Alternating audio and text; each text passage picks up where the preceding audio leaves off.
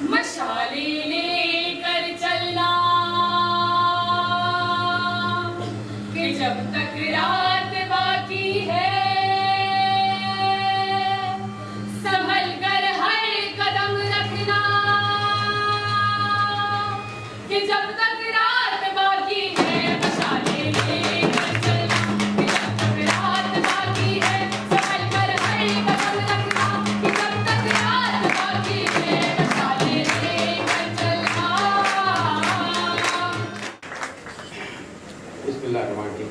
Thank you very much.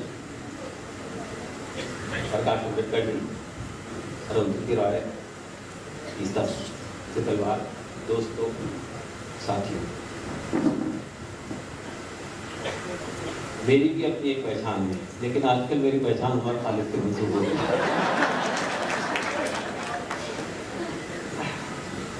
दोस्तों, मैं अपनी बात की शुरुआत दो कविता की पंक्तियां हैं उससे करना चाहता हूँ। आप जानते हैं कि हमारे देश में जब आज़ादी की लड़ाई लड़ी गई थी तो एक शेर, एक क्रांतिकारी शेर जो है इस देश में बहुत गूंजा था। मैं समझता हूँ कि आज भी 70 साल बाद उस क्रांतिकारी शेर की ज़रूरत है। वो शेर है, सरफरोशी की तमन्ना अब हमारे दिल में है, देखना है जोर कितना बाज़ का।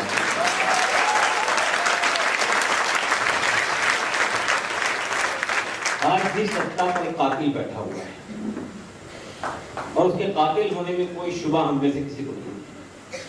2000 लोगों का कातिल गुजरात के, हम में से हर आदमी जानता है। लेकिन बात इतनी सी नहीं है। अब जो कत्ल होने जा रहा है हमारे देश में वो आजादियों का कत्ल है। हमारे देश के अभी हम बाबा साहब अम्बेडकर को याद कर रहे थे, जो संविधान है हमारे सामने, जिसने हमारे मूल अधिकारों को रिस्टोर किया था, जिसने हमें सही माना में आजादी दी थी। उस आजादी को छीनने की अब जो कोशिश हो रही है, 67 साल के बाद हमारे देश की युवा पीढ़ी फिर नारा बुलंद कर रही है, हमें आजादी चाहिए, सही माना में आजादी चाहिए, देश से आजादी चाहिए, देश में आजादी चाहिए। एक और शेर मैं सुनाना चाहता हूं आपसे। एक बहुत अच्छे शायर गुजरे हफीज मिर्ठी, उन्होंने कहा था, दाद दीजिए कि हम जी रहे हैं वहां, दाद दीजिए कि हम जी रहे हैं वहां, है महाफिज जहां कातिलों की तरह। उर्दू के कुछ अल्फाज है, शायद आपके पल्ले नहीं पड़ेगी तो आप बहुत तालियां पीटते। मैं समझता हूं कि ये मुझसे पहले जो सेशन हुआ था उसमें हमारी युवा पीढ़ी ने, हमारे छात्रों ने अपने अपने एक्सपीरियंस शेयर किए थे और मुझे ये लगा कि हमें मायूसी की कोई जरूरत नहीं है। हमारे देश का युवा वर्ग जाग गया है।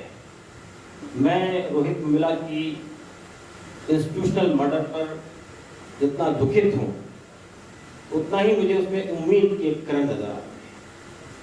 उर्दू में कहते हैं, उस शर में से खैर का पहलू नजर आता है, उस क्राइसिस में से एक अपॉर्चुनिटी नजर आ रही है।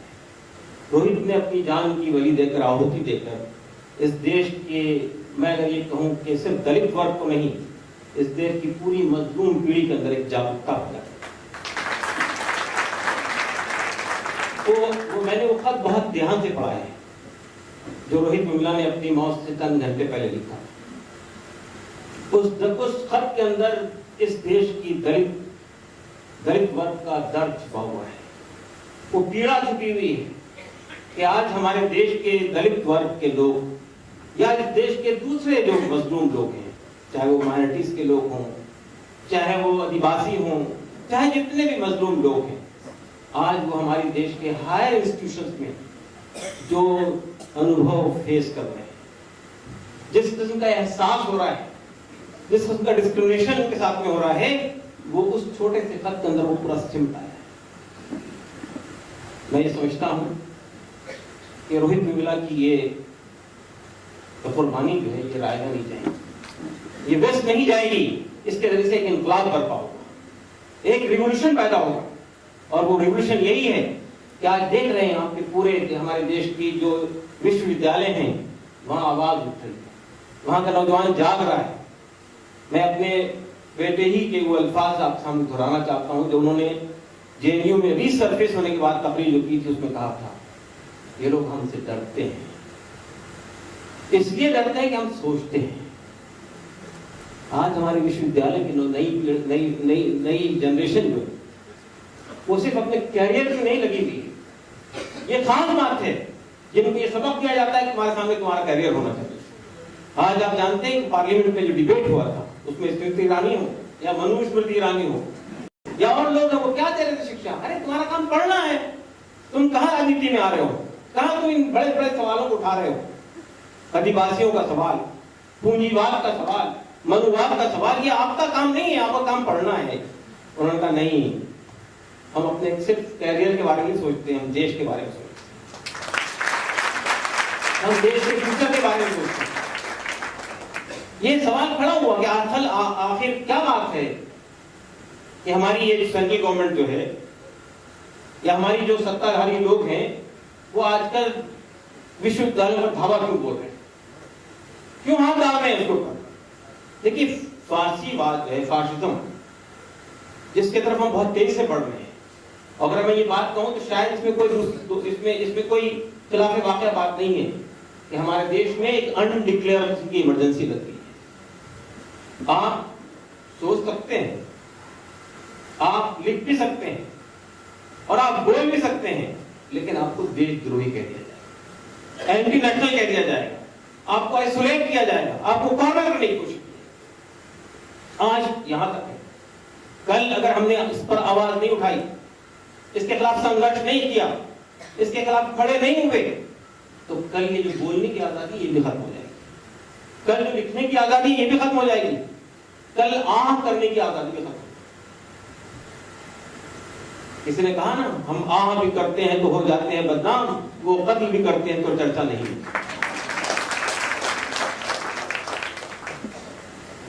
तो वो आह करने की आजादी भी छिन जाएगी। मैं अभी मुझसे पहले जो एफटीआई के छात्र कह रहे थे, हम यहां तक लड़ाई को लेकर आए लेकिन हमें रास्ता सुझाई नहीं दे रहा कहां जाना है। मैं ये कहना चाहता हूं, प्रॉफिट मोहम्मद सल्लल्लाहु अलैहि वसल्लम ने कहा था कि जाबिर हुक्मरां यानी तानाशाह अगर हुक्मरां है आपका, तो उसके सामने सच बात कहना सबसे बड़ा जहाद है। इसका हौसला दिखाना, तानाशाह सामने खड़ा हो, आपकी आवाज नहीं हो सकती है, आपको गोली से भुना जा सकता है, लेकिन किसी ने साहस तो दिखाया, किसी ने हिम्मत तो दिखाई। ये बहुत सारे लोगों को जो दबे हुए कुचले हुए वो आवाज देती है ये चीज। तो मैं ये कहना चाहता हूं हमारे छात्र वर्ग से कि आप इस संघर्ष को, इस लड़ाई को यहां तक लाए हैं। अब हमारा, प्रकाश अंबेडकर जी, अरुंधति राय जी, तीस्ता जी, अब हमारी जिम्मेदारी बनती है कि हम इस संघर्ष को आगे ले जाएं।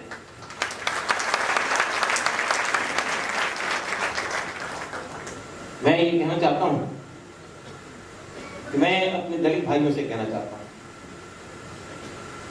कि यकीनन हमारे देश में रिजर्वेशन ने हमारे दलित भाइयों को, जिनका सदियों तक शोषण हुआ, दबाया गया, पीसा गया, कुचला गया, आज ये सवाल खड़ा किया जा रहा है कि रिजर्वेशन खत्म हो जाना चाहिए, मेरिट के बुनियाद पर बात होनी चाहिए। सवाल ये पैदा होता है कि आपने सदियों, सैकड़ों साल तक जिन लोगों को पढ़ने के अधिकार से वंचित किया, जिनको सोचने के अधिकार से वंचित किया, जिनको बोलने के अधिकार से वंचित किया, अभी आपको सदियों तक भी आरक्षण देंगे तो उनका वो खत्म नहीं होगा। इसलिए मैं ये समझता हूं कि आरक्षण कोई भीख नहीं है। जो जुल्म ढाया गया था, जो अत्याचार किया गया था, जो डिस्क्रिमिनेशन किया गया था, उसका कुछ बदला है और वो आप भीख नहीं दे रहे हैं, वो उनका हक है जो आपने छीन लिया। मैं समझता हूं कि आज ये वक्त आ गया है, हमें ये आवाज उठानी चाहिए। किस जमाने में हमारी लेफ्ट के लोगों ने आवाज उठाई थी, दुनिया के मजदूरों एक हो जाओ, लेकिन अब आगे से आने की बात है। सिर्फ मजदूर मजलूम नहीं है, सिर्फ किसान मजलूम नहीं है, सिर्फ दलित मजलूम नहीं है, सिर्फ आदिवासी मजलूम नहीं है, सिर्फ माइनॉरिटीज के लोग मजलूम नहीं है, सब के सब मजलूम। अब हमें एक नारा देना चाहिए कि दुनिया के मजलूमों एक हो जाए, अक्रॉस द बाउंड्री। और ये मेजॉरिटी में है। लोकतंत्र में मेजॉरिटी की बात सुनी जाती है ना, ये लोग मेजॉरिटी में हैं लेकिन बटे हुए हैं। मैं ये समझता हूं इसका जी, ये जो कुछ हुआ है हैदराबाद यूनिवर्सिटी में, जेएनयू में, एफटीआई में, आईआईटी मद्रास में, इसने हमारे युवा वर्ग को झंझोड़ दिया है। और मसला सत्ता में जो लोग आए हैं आज, मैं एक बात और कहना चाहता हूं, ये इतने कायर लोग हैं, इतने बुज़दिल लोग हैं, इनको मालूम है अपनी विचारधारा के बलबूते पे हम सत्ता में नहीं आ सकते। तो कहा गया सबका साथ सबका विकास, कहा गया अच्छे दिन आने वाले हैं। आपने ये इलेक्शन हिंदू राष्ट्र के नाम पे नहीं लड़ा, आपने ये इलेक्शन हिंदुत्व के नाम पे नहीं लड़ा।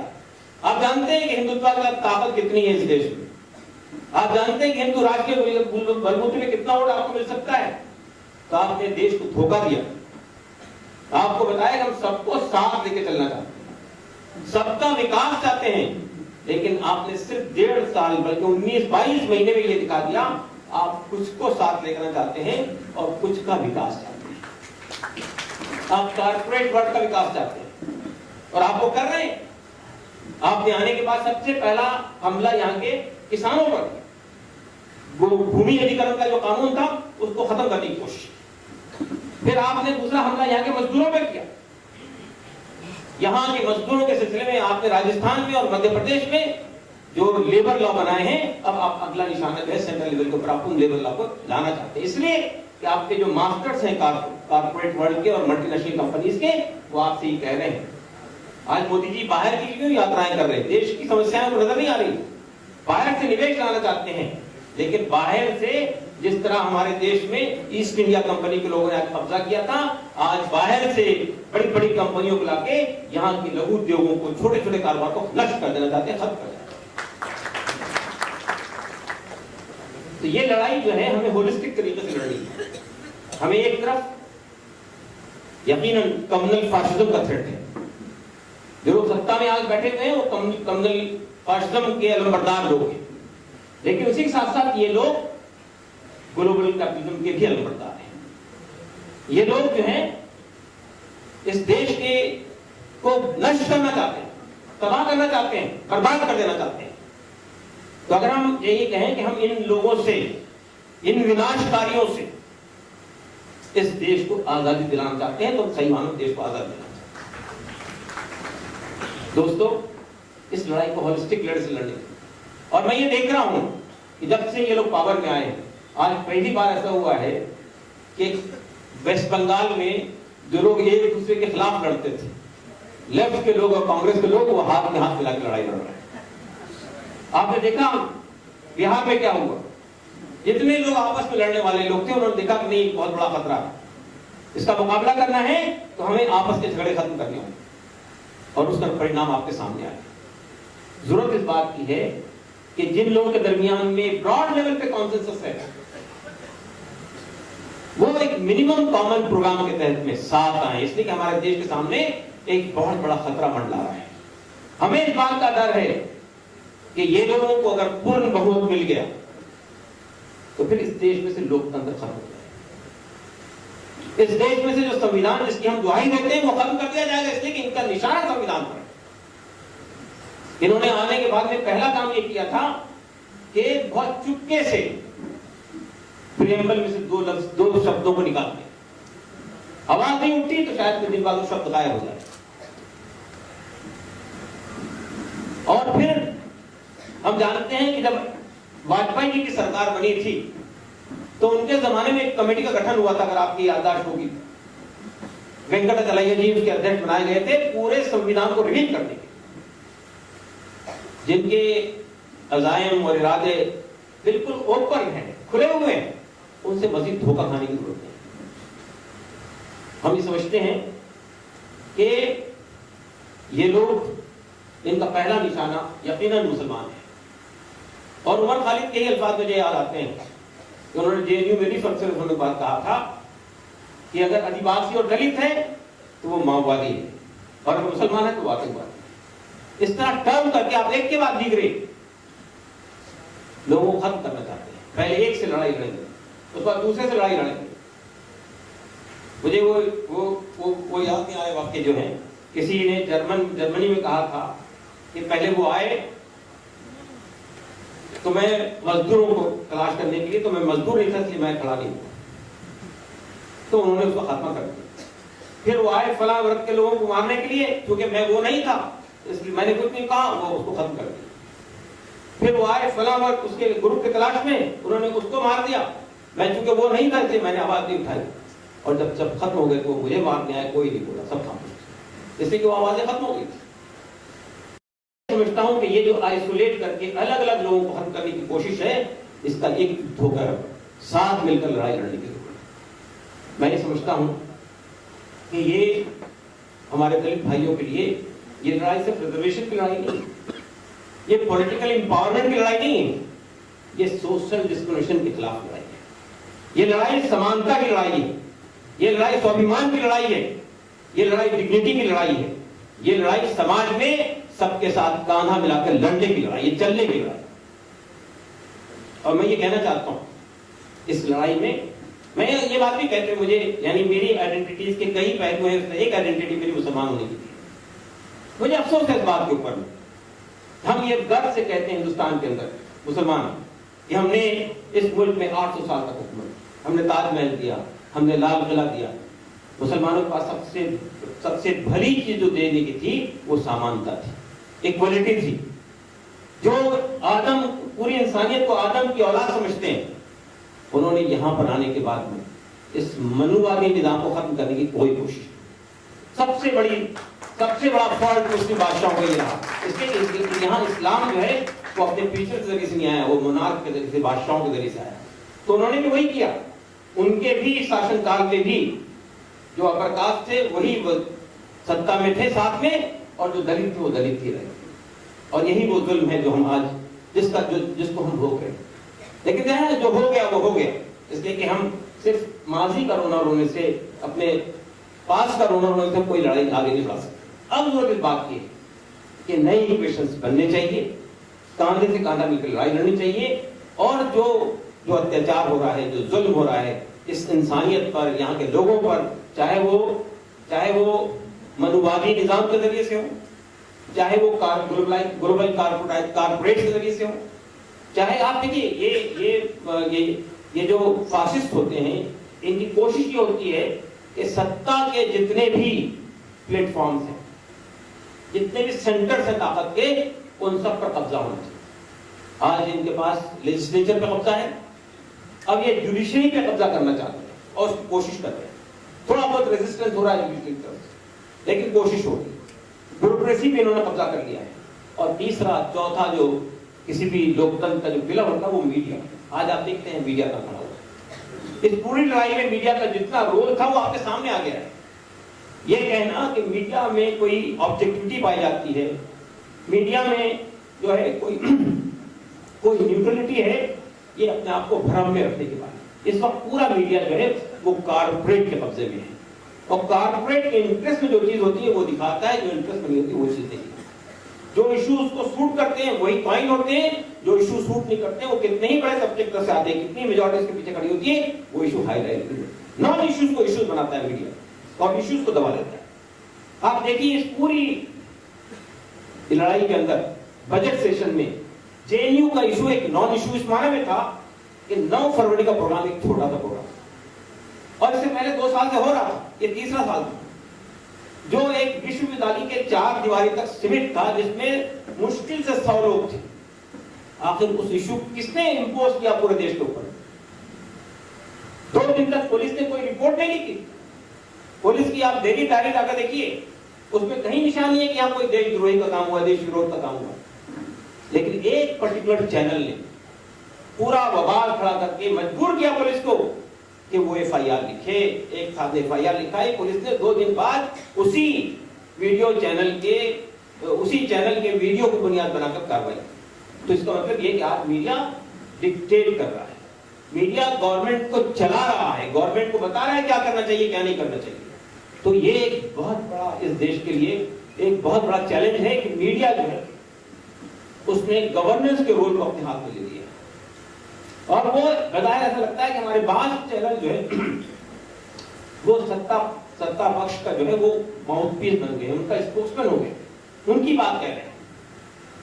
तो मैं ये कहना चाहता हूं कि ये जितने चैलेंजेस हमारे सामने निकल कर आए हैं, अगर हम इस लड़ाई को आगे ले जाना चाहते हैं तो हमारी जिम्मेदारी बनती है इन चैलेंजेस के मुकाबले में हमको खड़ा होना, एकजुट होना है, अपने अलायंसेस बनाने हैं, अपने आप को पोलराइज करना है। यानी अगर वो पोलराइजेशन करना चाहते हैं तो हमको एक बड़ा पोलराइजेशन करना है।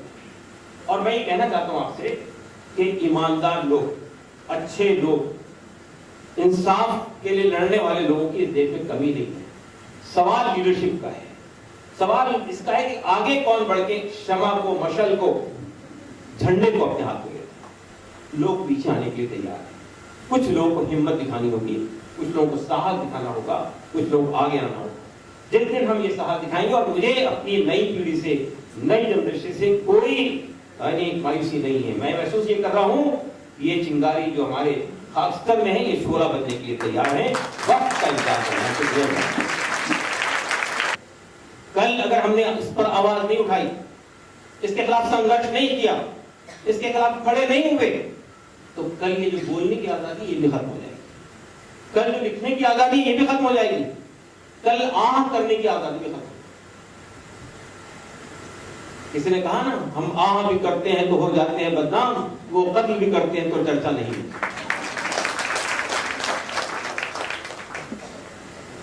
तो वो आह करने की आजादी भी छीन जाएगी।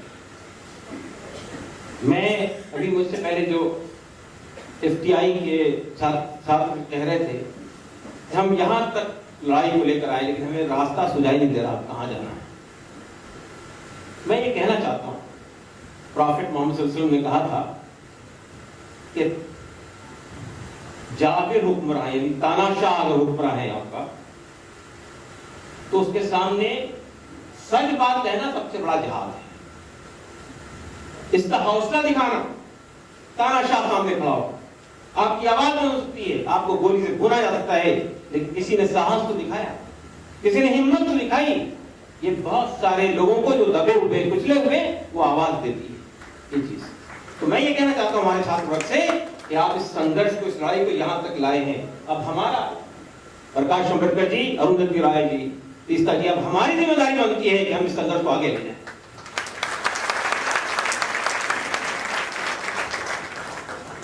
मैं ये कहना चाहता हूं कि मैं अपने दलित भाइयों से कहना चाहता हूं कि यकीनन हमारे देश में रिजर्वेशन ने हमारे दलित भाइयों को, जिनका सदियों तक शोषण हुआ, दबाया गया, पीसा गया, कुचला गया, आज ये सवाल खड़ा किया जा रहा है कि रिजर्वेशन खत्म हो जाना चाहिए, मेरिट की बुनियाद पर बात होनी चाहिए। सवाल ये पैदा होता है कि आपने सदियों, सैकड़ों साल तक जिन लोगों को पढ़ने के अधिकार से वंचित किया, जिनको सोचने के अधिकार से वंचित किया, जिनको बोलने के अधिकार से वंचित किया, अभी आपको सदियों तक भी आरक्षण देंगे तो उनका वो खत्म नहीं होगा। इसलिए मैं ये समझता हूं कि आरक्षण कोई भीख नहीं है। जो जुल्म ढाया गया था, जो अत्याचार किया गया था, जो डिस्क्रिमिनेशन किया गया था, उसका कुछ बदला है, और वो आप भीख नहीं दे रहे हैं, वो उनका हक है जो आपने छीन लिया। मैं समझता हूं कि आज ये वक्त आ गया है, हमें ये आवाज उठानी चाहिए। किस जमाने में हमारी लेफ्ट के लोगों ने आवाज उठाई थी, दुनिया के मजदूरों एक हो जाओ, लेकिन अब आगे से आने की बात है। सिर्फ मजदूर मजलूम नहीं है, सिर्फ किसान मजलूम नहीं है, सिर्फ दलित मजलूम नहीं है, सिर्फ आदिवासी मजलूम नहीं है, सिर्फ माइनॉरिटीज के लोग मजलूम नहीं है, सब के सब मजलूम। अब हमें एक नारा देना चाहिए कि दुनिया के मजलूमों एक हो जाए, अक्रॉस द बाउंड्री। और ये मेजॉरिटी में है। लोकतंत्र में मेजॉरिटी की बात सुनी जाती है ना, ये लोग मेजॉरिटी में हैं लेकिन बटे हुए।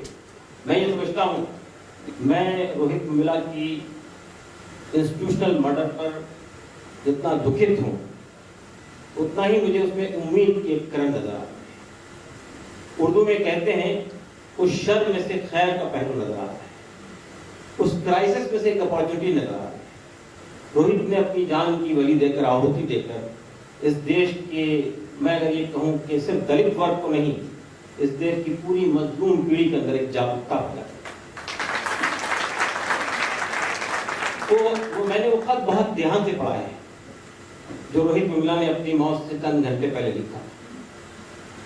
उस खत के अंदर इस देश की दलित वर्ग का दर्द छुपा हुआ है, वो पीड़ा छुपी हुई है कि आज हमारे देश के दलित वर्ग के लोग या इस देश के दूसरे जो मजलूम लोग हैं, चाहे वो माइनॉरिटीज के लोग हों, चाहे वो आदिवासी हों, चाहे जितने भी मजलूम लोग हैं, आज वो हमारे देश के हायर इंस्टीट्यूशंस में जो अनुभव फेस कर रहे हैं, जिस किस्म का एहसास हो रहा है, जिस किस्म का डिस्क्रिमिनेशन उनके साथ में हो रहा है, वो उस छोटे से खत के अंदर वो पूरा सिमटा है। मैं ये समझता हूं कि रोहित वेमुला की ये कुर्बानी जो है ये रायगा नहीं जाएगी, ये वेस्ट नहीं जाएगी। इसके जरिए से एक इंकलाब बर्पा होगा, एक रिवॉल्यूशन पैदा होगा, और वो रिवॉल्यूशन यही है कि आज देख रहे हैं आपके पूरे हमारे देश की जो विश्वविद्यालय हैं वहां आवाज उठ रही है, वहां का नौजवान जाग रहा है। मैं अपने बेटे ही के वो अल्फाज आपके सामने दोहराना चाहता हूं जो उन्होंने जेएनयू में रीसर्फेस होने के बाद तकरीर जो की थी, उसमें कहा था, ये लोग हमसे डरते हैं, इसलिए डरते हैं कि हम सोचते हैं। आज हमारे विश्वविद्यालय की नई जनरेशन जो है वो सिर्फ अपने कैरियर में नहीं लगी हुई है, ये खास बात है जिनको ये सबक दिया जाता है कि तुम्हारे सामने तुम्हारा कैरियर होना चाहिए। आज आप जानते हैं कि पार्लियामेंट में जो डिबेट हुआ था उसमें स्मृति ईरानी हो या मनुस्मृति ईरानी हो या और लोग हैं, वो क्या दे रहे थे शिक्षा? अरे तुम्हारा काम पढ़ना है, तुम कहाँ राजनीति में आ रहे हो, कहाँ तुम इन बड़े बड़े सवालों को उठा रहे हो? आदिवासियों का सवाल, पूंजीवाद का सवाल, मनुवाद का सवाल, ये आपका काम नहीं है, आपका काम पढ़ना है। उन्होंने कहा नहीं, हम अपने सिर्फ कैरियर के बारे में सोचते हैं, हम देश के बारे में सोचते हैं, हम देश के फ्यूचर के बारे में सोचते हैं। ये सवाल खड़ा हुआ कि आखिर क्या बात है कि हमारी ये सेंट्रल गवर्नमेंट जो है या हमारी जो सत्ताधारी लोग हैं वो आजकल विश्वविद्यालयों पर धावा क्यों बोल रहे हैं, क्यों हाथ डाल रहे हैं इसके ऊपर? देखिए, फारसीवाद है, फाशिज्म, जिसके तरफ हम बहुत तेजी से बढ़ रहे हैं। अगर मैं ये बात कहूं तो शायद इसमें कोई खिलाफ वाक़या बात नहीं है कि हमारे देश में एक अनडिक्लेयर की इमरजेंसी लग गई है। आप सोच सकते हैं, आप लिख भी सकते हैं और आप बोल भी सकते हैं, लेकिन आपको देशद्रोही कह दिया जाएगा, एंटी नेशनल कह दिया जाएगा, आपको आइसोलेट किया जाएगा, आपको कॉर्नर करने की कोशिश की। आज यहां तक है। मशाले लेकर चलना कि जब तक रात बाकी है, संभल कर हर कदम रखना कि जब तक रात बाकी है। मशाले लेकर चलना कि जब तक रात बाकी है, संभल कर हर कदम रखना कि जब तक रात बाकी है। मशाले लेकर चलना।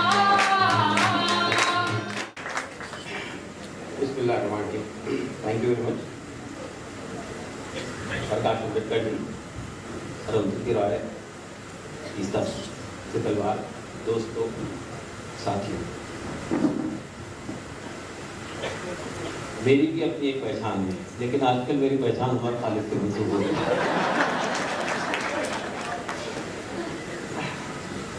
दोस्तों, मैं अपनी बात की शुरुआत दो कविता की पंक्तियां हैं उससे करना चाहता हूँ। आप जानते हैं कि हमारे देश में जब आज़ादी की लड़ाई लड़ी गई थी तो एक शेर, एक क्रांतिकारी शेर जो है इस देश में बहुत गूंजा था। मैं समझता हूँ कि आज भी 70 साल बाद उस क्रांतिकारी शेर की जरूरत है। वो शेर है, सरफरोशी की तमन्ना अब हमारे दिल में है, देखना है जोर कितना बाजुए का।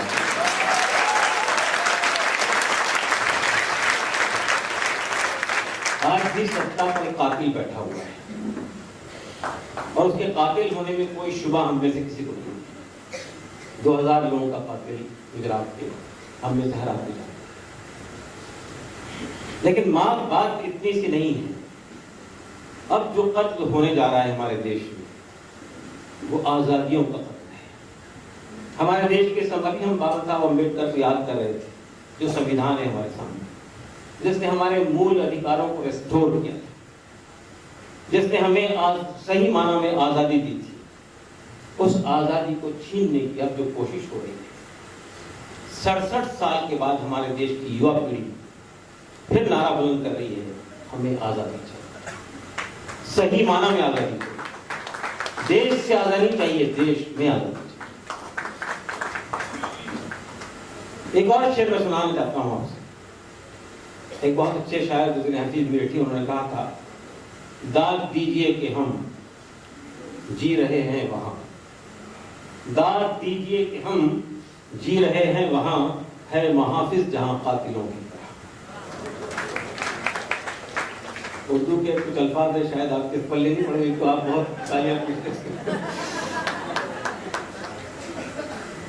मैं ये समझता हूं कि ये मुझसे पहले जो सेशन हुआ था उसमें हमारी युवा पीढ़ी ने, हमारे छात्रों ने अपने अपने एक्सपीरियंस शेयर किए थे, और मुझे ये लगा कि हमें मायूसी की कोई जरूरत नहीं है। हमारे देश का युवा वर्ग जाग गया है। ये लोगों को अगर पूर्ण बहुमत मिल गया तो फिर इस देश में से लोकतंत्र खत्म हो जाएगा। इस देश में से जो संविधान जिसकी हम दुहाई देते हैं वो खत्म कर दिया जाएगा, इसलिए कि इनका निशाना संविधान पर है। इन्होंने आने के बाद में पहला काम ये किया था कि बहुत चुपके से प्रियम्बल में से दो शब्दों को निकाल दिया। आवाज नहीं उठती तो शायद कुछ दिन बाद वो शब्द गायब हो जाए। और फिर हम जानते हैं कि जब वाजपेयी जी की सरकार बनी थी तो उनके जमाने में एक कमेटी का गठन हुआ था, अगर आपकी याददाश्त होगी। वेंकटाचलैया जी उसके अध्यक्ष बनाए गए थे, पूरे संविधान को रिवील करने के। जिनके अज़ाइम और इरादे बिल्कुल ओपन हैं, खुले हुए हैं, उनसे मजीद धोखा खाने की जरूरत नहीं। हम ये समझते हैं कि ये लोग, इनका पहला निशाना यकीनन मुसलमान है। और उमर खालिद के ही अल्फाज मुझे याद आते हैं, उन्होंने जेएनयू में रिसर्च से उन्होंने बात कहा था कि अगर आदिवासी और दलित है तो वो माओवादी है, और अगर मुसलमान है तो वो आतंकवादी। इस तरह टर्म करके आप एक के बाद दीगरे लोगों को खत्म करना चाहते हैं। पहले एक से लड़ाई लड़ेंगे, उसके बाद दूसरे से लड़ाई लड़ेंगे। मुझे वो याद नहीं आए वाक्य जो है, किसी ने जर्मनी में कहा था कि पहले वो आए तो मैं मजदूरों को तलाश करने के लिए, तो मैं मजदूर नहीं था इसलिए मैं खड़ा नहीं हुआ, तो उन्होंने उसको खत्म कर दिया। फिर वो आए फला वर्ग के लोगों को मारने के लिए, क्योंकि मैं वो नहीं था इसलिए मैंने कुछ नहीं कहा, वो उसको खत्म कर दिया। फिर वो आए फला वर्ग उसके ग्रुप की तलाश में, उन्होंने उसको मार दिया, मैं चूंकि वो नहीं था इसलिए मैंने आवाज नहीं उठाई। और जब सब खत्म हो गए तो मुझे मारने आए, कोई नहीं बोला, सब खामोश, इसलिए कि वो आवाजें खत्म हो गई। समझता हूं कि ये जो आइसोलेट करके अलग अलग लोगों को खत्म करने की कोशिश है, इसका एक होकर साथ मिलकर लड़ाई लड़ने की जरूरत है। मैं ये समझता हूं कि ये हमारे दलित भाइयों के लिए ये लड़ाई सिर्फ रिजर्वेशन की लड़ाई नहीं, ये पॉलिटिकल एम्पावरमेंट की लड़ाई नहीं है, ये सोशल डिस्क्रिमिनेशन के खिलाफ लड़ाई है। ये लड़ाई समानता की लड़ाई है, ये लड़ाई स्वाभिमान की लड़ाई है, ये लड़ाई डिग्निटी की लड़ाई है, ये लड़ाई समाज में सबके साथ कांधा मिलाकर लड़ने की लड़ाई, ये चलने की लड़ाई। और मैं ये कहना चाहता हूं, इस लड़ाई में मैं ये बात भी कहते हैं मुझे, यानी मेरी आइडेंटिटीज के कई पहलू हैं, एक आइडेंटिटी मेरी मुसलमान होने की थी। मुझे अफसोस है इस बात के ऊपर में। हम ये गर्व से कहते हैं हिंदुस्तान के अंदर मुसलमान कि हमने इस मुल्क में 800 साल तक हुकूमत, हमने ताजमहल दिया, हमने लाल किला दिया। मुसलमानों के पास सबसे भली चीज जो देने की थी वो समानता थी, इक्वलिटी थी। जो आदम, पूरी इंसानियत को आदम की औलाद समझते हैं, उन्होंने यहां पर आने के बाद में इस मनुवादी निजाम को खत्म करने की कोई कोशिश, सबसे बड़ा फॉल्ट मुस्लिम बादशाहों को ये रहा। इसलिए यहाँ इस्लाम जो है वो अपने पीछे के जरिए से नहीं आया, वो मोनार्क के जरिए से, बादशाहों के जरिए से आया। तो उन्होंने भी वही किया।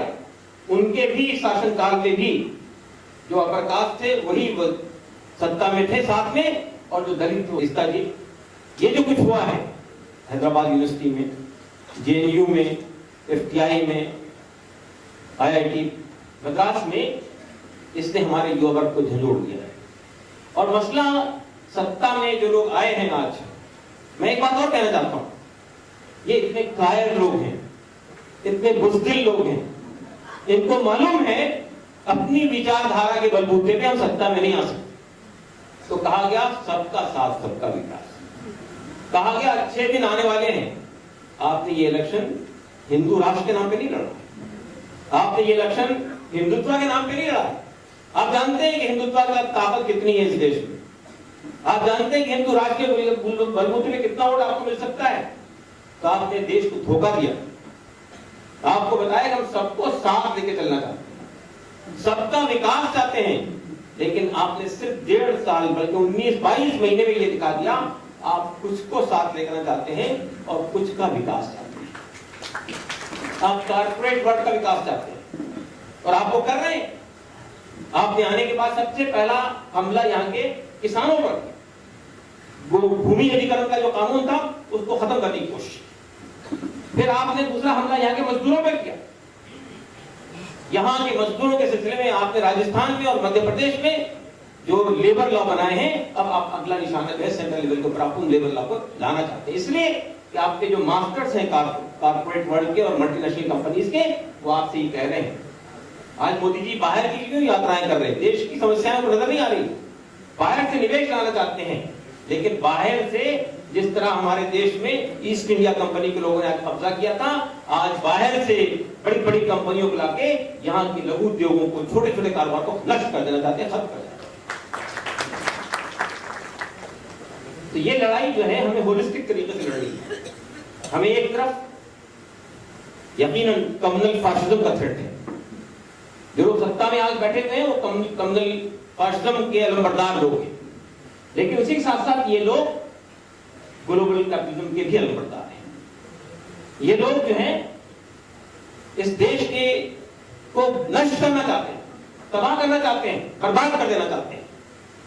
तो अगर हम यही कहें कि हम इन लोगों से, इन विनाशकारियों से इस देश को आजादी दिलाना चाहते हैं, तो सही मानो देश को आजादी दिलाना चाहते हैं। दोस्तों, इस लड़ाई को होलिस्टिक लड़ाई से लड़ने, और मैं ये देख रहा हूं कि जब से ये लोग पावर में आए, आज पहली बार ऐसा हुआ है कि वेस्ट बंगाल में जो लोग एक दूसरे के खिलाफ लड़ते थे, लेफ्ट के लोग और कांग्रेस के लोग, वो हाथ में हाथ मिलाकर लड़ाई लड़ रहे हैं। आपने देखा बिहार में क्या हुआ, जितने लोग आपस में लड़ने वाले लोग थे उन्होंने देखा कि नहीं बहुत बड़ा खतरा है, इसका मुकाबला करना है तो हमें आपस के झगड़े खत्म करने होंगे, और उसका परिणाम आपके सामने आया। जरूरत इस बात की है कि जिन लोगों के दरमियान में ब्रॉड लेवल पे कॉन्सेंसस है, वो एक मिनिमम कॉमन प्रोग्राम के तहत में साथ आए, इसलिए कि हमारे देश के सामने एक बहुत बड़ा खतरा मंडरा रहा है। हमें इस बात का डर है